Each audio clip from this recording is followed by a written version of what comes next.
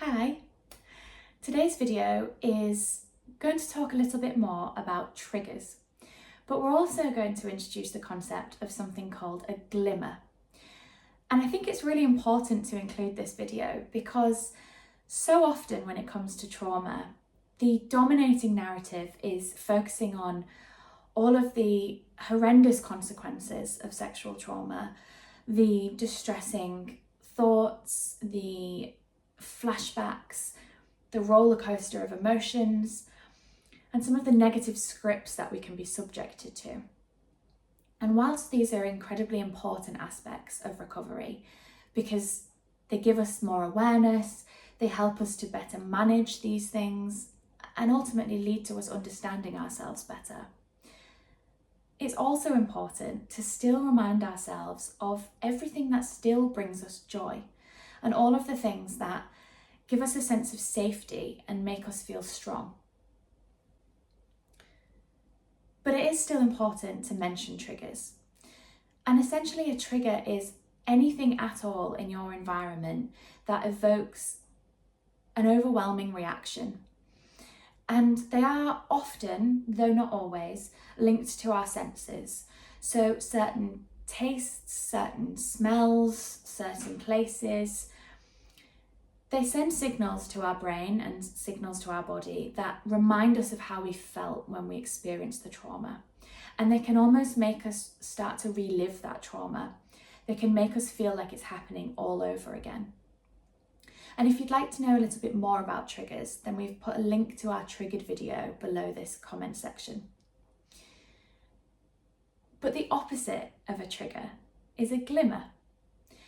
Now, glimmers are something that's part of the polyvagal theory, which is essentially a theory to help us understand how trauma affects our nervous system and some of the ways that we can help to regulate our nervous system.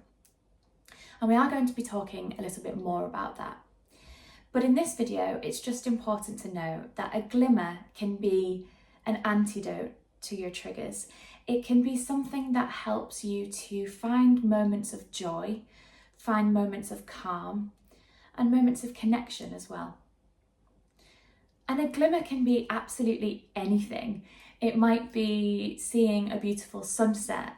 It might be sharing a moment of laughter with your friends, stroking your dog, even just getting a perfect cup of coffee. And these things might seem insignificant and they might seem really small, but actually when we experience these moments, it sends signals to our nervous system that we are safe. And it allows our nervous system to regulate itself so that we can step out of those survival zones, those zones where we feel heightened, we feel hypervigilant, we feel like we might want to isolate ourselves. A glimmer enables us to be open to social engagement and connection. They enable us to tell our body that it is okay to rest and be calm. And they can also help us to balance out the triggers. But sometimes glimmers can go unnoticed and we don't always pay attention to them. So how do we start to notice triggers? I think one of the main ways that we can do this is to simply start to notice the things around us that make us happy. What are the things in life that bring you joy? What kind of places do you like to go? What kind of things do you like to do? I know some of my glimmers are spending time with my family, being with my friends, reading books. Coffee is a glimmer of mine, maybe even wine as well, in moderation. And generally just being outside in nature, being in the Yorkshire Dales, walking with my husband, and just connecting to the things around me.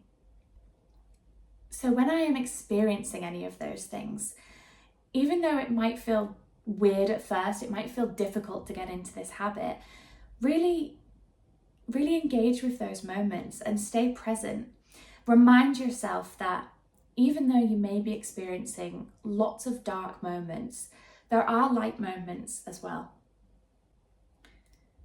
You may even want to record your glimmers. So you might want to keep a list of all of the things that do bring you joy, and tick them off every day when you experience them. Keep a record and a list. And that's a list that you can look back at in moments when you're feeling low and remind yourself that there are good things in your life. You may even just want to keep a journal where you make a note of one good thing that happens every day or one thing that you're grateful for. And another way to connect to your glimmers is to nurture the things that you enjoy, to nurture your hobbies. One of the first things to go when we're feeling low is the idea of self-care, and the idea of doing the things that we love just doesn't interest us. But actually, by adding those moments of things that we enjoy, then it makes us more likely to achieve those moments of glimmers. But I do also recognise that could sound quite scary, and it can be really hard to motivate yourself to want to do those things. So it is okay to adapt them. So for me, I went through a period where I was really anxious to go to the gym. It just filled me with dread. But I really didn't want to stop doing yoga. It's something that really helps me. So instead of not doing it at all, I just decided to get a YouTube channel up and do it in the living room where I felt safe. So it is okay to adapt any hobby that you might have in a way that makes you still able to engage with it. And like triggers, glimmers are also activated by sense. So you may want to start to make a list of all of the smells that you love, all of the textures that you love, some of your favourite foods, drinks, colours that you like to see, landscapes that you like to see. Start to gather a toolbox of things that bring you joy, and you can use that whenever you might start to notice you're feeling low, or generally just so that you start to notice them more.